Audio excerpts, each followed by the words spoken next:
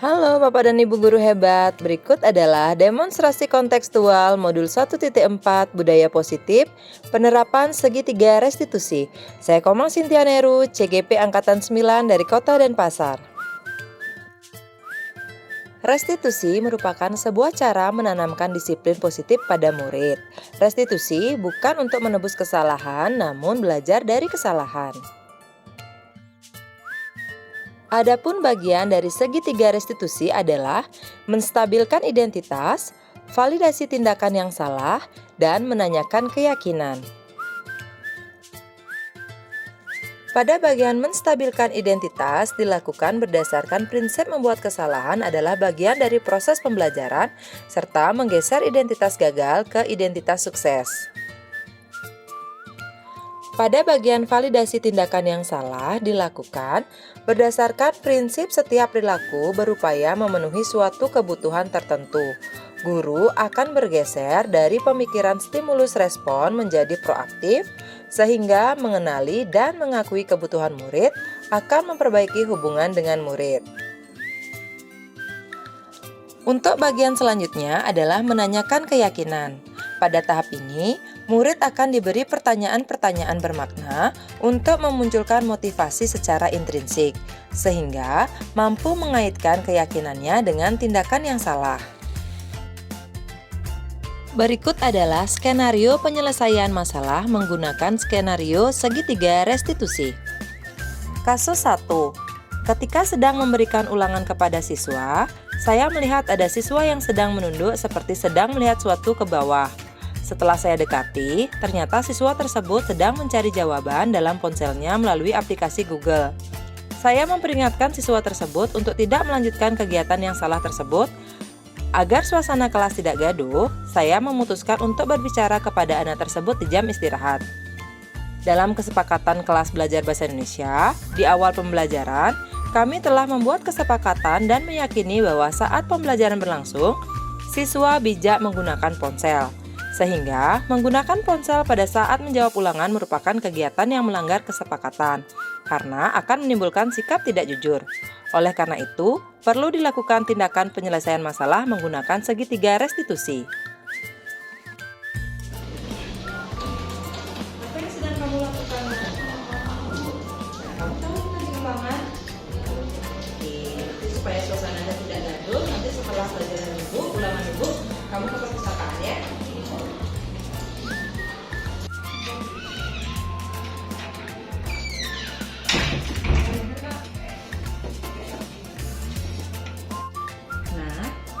Tadi ketika ulangan ibu lihat kamu mencari jawaban di Google. Kamu menggunakan ponsel ketika menjawab ulangan yang ibu berikan.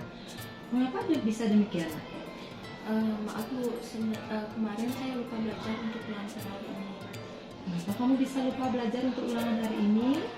Maaf, sebenarnya kemarin saya asik bermain game online sampai larut malam Bu. Tapi kamu tahu tidak yang kamu lakukan tadi di kelas, melihat jawaban dari ponsel itu melanggar kesepakatan kelas kita. Jadi begini nak ya, ibu tidak mencari kesalahan kamu, tapi di sini ibu berupaya memanggil kamu di sini supaya mencari jalan keluar nak atas tindakan apa yang sudah kamu lakukan tadi. Kamu melakukan ini atau melakukan mencari jawaban tadi lewat Google itu pasti ada alasannya. Ya, pasti seru ya nak ya tadi bermain game online kemarin malam sehingga kamu tidak bisa menjawab soal yang ibu berikan lalu kamu menggunakan HP kamu. Jadi begini nak, ibu bisa lihat kamu merasa senang tadi ketika kamu berhasil menjawab ulangan ibu dengan melihat Google, mencari jawabannya di Google dengan menggunakan ponsel kamu. Tapi tahukah kamu bahwa yang kamu lakukan tadi itu dapat merugikan diri kamu sendiri? Nilai ulangan kamu mungkin saja besar, tapi itu kamu peroleh dengan cara yang tidak jujur. Selain merugikan kamu, perbuatan yang kamu lakukan tadi akan menjadi contoh bagi teman-temanmu tadi. Ya, sehingga teman-temanmu bisa saja melakukan hal yang sama. Jadi yang kamu kerjakan tadi itu adalah perbuatan yang salah. Tidak boleh kamu ulangi lagi. Sekarang mari kita bicara tentang keyakinan kelas. Apa yang kita percaya dan mana yang belum kamu tunjukkan.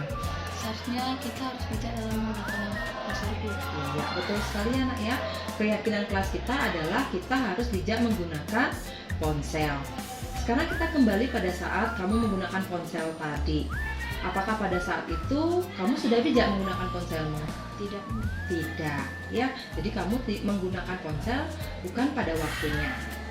Tapi kamu mendapatkan rasa senang di sana. Menurut ibu, ada cara untuk mendapatkan rasa senang tanpa merugikan dirimu. Bagaimana menurut kamu? Kamu sepakat dengan pendapat ibu? Ya Bu. Nah sekarang mari kita selalu mengindahkan keyakinan kelas kita nak ya. Kita sudah buat keyakinan, kita taati keyakinan itu.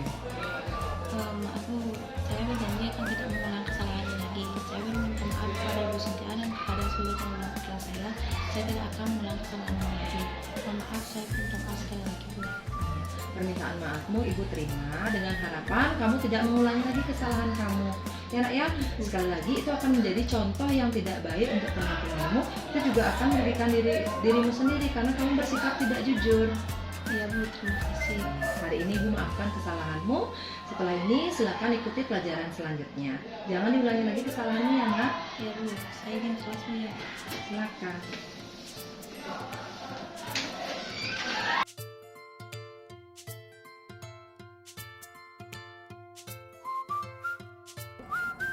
Terima kasih Bu Cynthia, saya senang sekali diajak diskusi dengan Bu Guru untuk mendapatkan solusi atas kesalahan yang saya perbuat.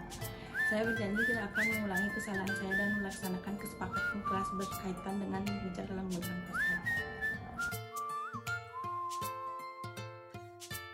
Selanjutnya, skenario kasus kedua. Ketika tengah memberikan pembelajaran di kelas, ada siswa yang terlambat masuk ke kelas karena berada di kantin sampai waktu jam pelajaran telah dimulai. Hal yang dilakukan oleh siswa ini sudah berulang kali terjadi, sehingga saya memutuskan untuk mengajak siswa tersebut berbicara setelah pelajaran saya usai. Oke, kita akan mengulang lagi ya materi kita. Ya, silakan langsung. Kenapa baru datang, Nak? Habis dari kantin. Jam pelajaran itu dimulai jam berapa? Jam 5.67. Jam 5.67. Ibu perhatikan kamu sudah sering seperti ini. Nanti setelah selesai pembelajaran ibu di sini, ibu akan ajak ke ruang BK. Nanti kita bicara di sana. Untuk sekarang silakan ibu ke tempatnya. Nah, ibu perhatikan setiap pelajaran ibu, kamu selalu datang terlambat.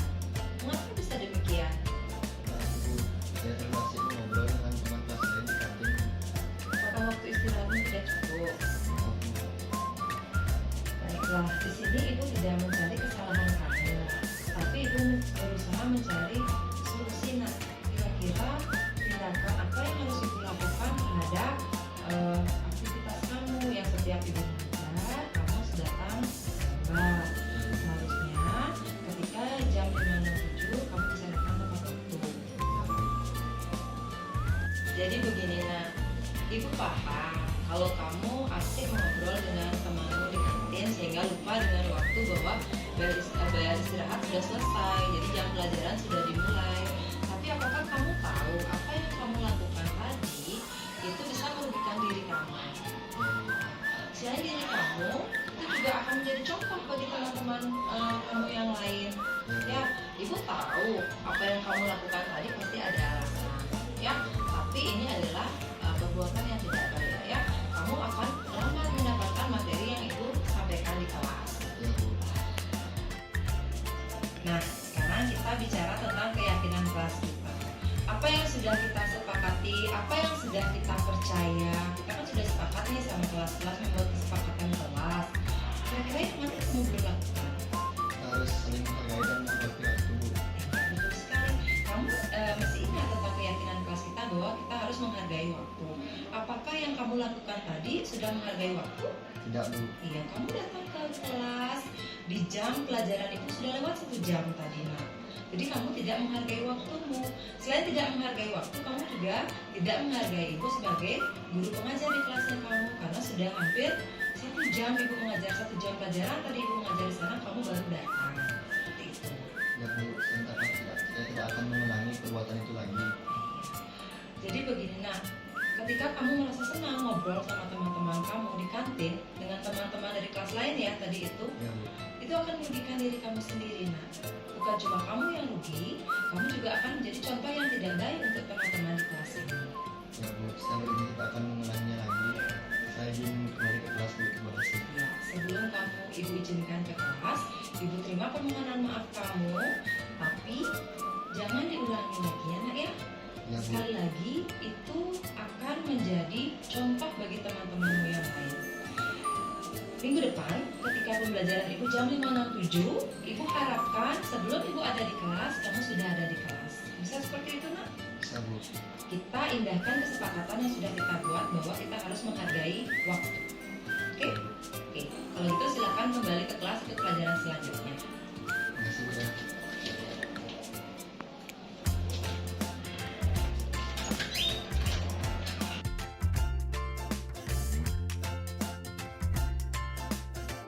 Terima kasih Bu Cynthia, saya senang sekali diajak diskusi dengan Ibu Guru untuk mendapatkan solusi atas kesalahan yang saya perbuat. Saya berani tidak akan mengulangi kesalahan saya dan melaksanakan kesepakatan kelas berkaitan dengan menghargai waktu. Adapun kesimpulan demonstrasi kontekstual ini adalah penanganan kasus yang dilakukan guru dengan menggunakan pendekatan segitiga restitusi diharapkan dapat memposisikan dirinya sebagai manajer dengan mengajukan pertanyaan-pertanyaan bermakna yang membuat murid sadar akan apa yang mereka perbuat sehingga dapat menjadikan mereka pribadi yang bertanggung jawab. Demikianlah demonstrasi kontekstual modul 1.4 Budaya Positif Penerapan Segitiga Restitusi. Terima kasih, salam dan bahagia. Tergerak, bergerak, menggerakkan.